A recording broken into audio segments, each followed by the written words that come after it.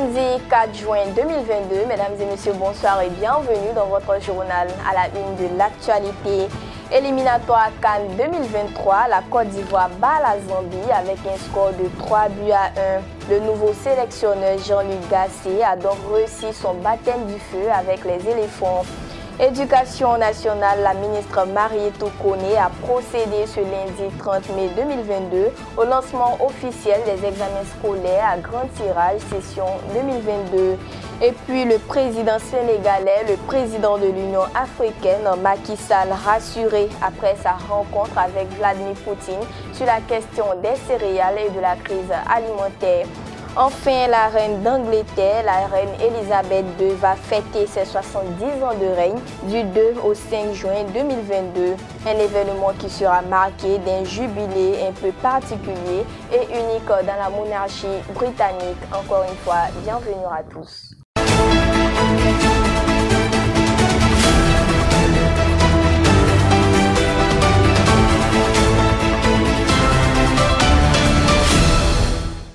Nouvelle fédération, nouveau sélectionneur, nouveau stade, nouveau maillot, nouvelle victoire en route donc pour une nouvelle Coupe d'Afrique des Nations.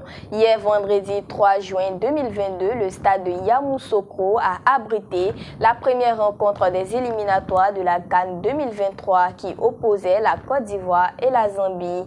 Les éléphants de Côte d'Ivoire ont battu leurs adversaires, les Chipolopolo de la Zambie, par un score de 3-1 après une première mi-temps dominé par les hommes de Jean-Luc Gasset avec une possession de balles de 65% contre 35% pour la Zambie.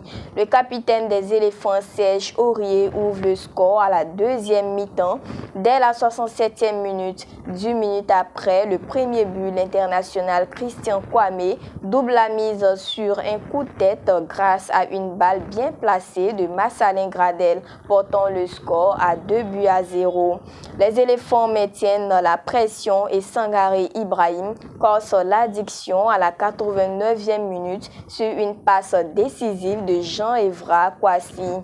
La Zambie a réduit le score à la 94e minute sur un but de Patson Daka portant le match à 3-1. Cette victoire place les éléphants à la tête de la poule H devant les îles Comores. Félicitations aux éléphants de Côte d'Ivoire. Éducation nationale, les examens scolaires à grand tirage CEP, BEPC et baccalauréat session 2022 auxquels prendront part 1 582 346 candidats répartis dans 4013 centres sur le territoire national ont été officiellement lancés par la ministre de l'Éducation nationale et de l'alphabétisation Marietou Koné ce lundi 30 mai 2022 à Abidjan Plateau.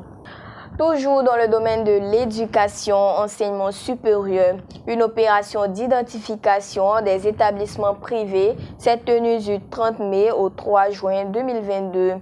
Le ministre de l'Enseignement supérieur et de la Recherche scientifique, Adama Diawara, a procédé au lancement de l'opération d'identification de tous les établissements privés de Côte d'Ivoire du 30 mai au 3 juin 2022.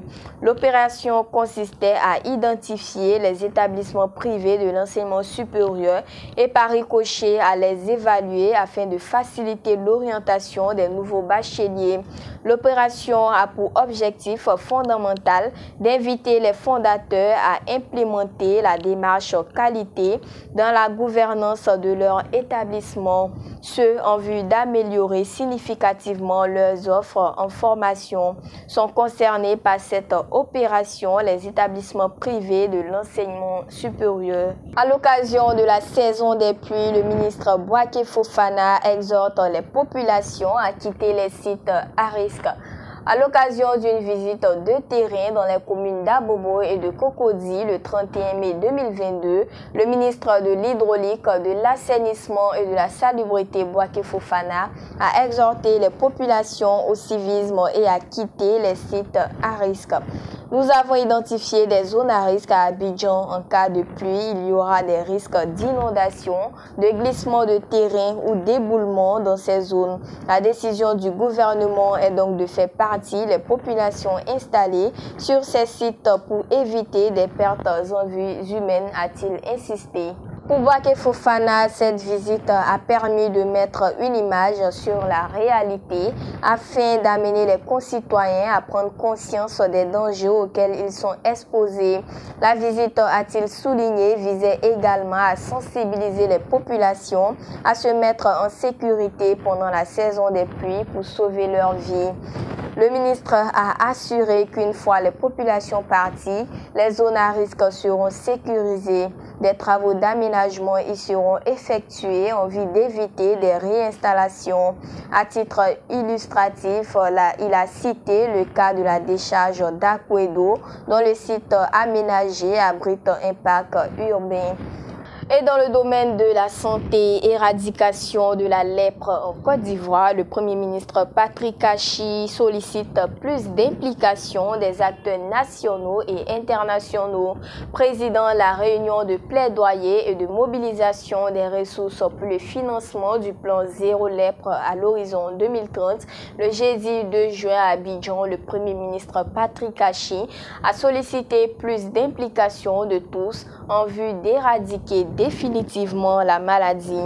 Le gouvernement s'engage résolument à appuyer la mise en œuvre de ce plan stratégique évalué à 9,8 milliards de francs CFA et demande par la même occasion à tous les acteurs de la lutte nationale et internationale contre la lèpre de s'impliquer chacun à son niveau toujours davantage dans la mobilisation de ces ressources pour l'atteinte de cet objectif ambitieux d'une Côte d'Ivoire zéro lèpre d'ici 2030, a déclaré Patrick Kachi. Le gouvernement s'est donc réjoui de l'élaboration d'une feuille de route précise qui retrace les sillons pour libérer le pays de cette maladie. Le président en exercice de l'Union africaine, l'UA, et le chef de l'État sénégalais, Macky Sall, a déclaré vendredi être sorti rassuré de sa rencontre à Sochi avec son homologue russe Vladimir Poutine, avec qui il a évoqué les craintes de crise alimentaire du fait de l'offensive russe en Ukraine. Nous sortons d'ici très rassurés et très heureux de nos échanges, a déclaré Macky Sall à l'issue de sa rencontre à Sochi avec Vladimir Poutine, ajoutant avoir trouvé le président russe engagé et conscient que la crise et les sanctions créent de sérieux problèmes aux économies africaines. Les échanges entre Vladimir Poutine et Macky Sall, qui était accompagné du président de la Commission de l'Union africaine, le Tchadien Moussa Faki Mahamat, ont duré 3 heures, a précisé le dirigeant sénégalais, évoquant un échange complet sur la situation.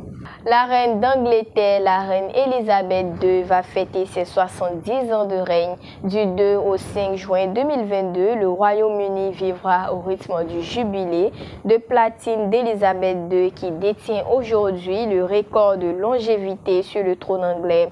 Pour cet événement historique qui tient en haleine les Britanniques depuis des mois, cérémonie grandiose avec défilé et attroupement de personnes venues regarder la reine au balcon du palais de Buckingham Palace.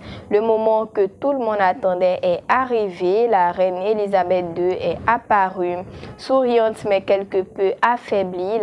La souveraine de 96 ans a préféré se munir de sa canne en cette journée particulière, symbolique pour elle comme pour le peuple britannique.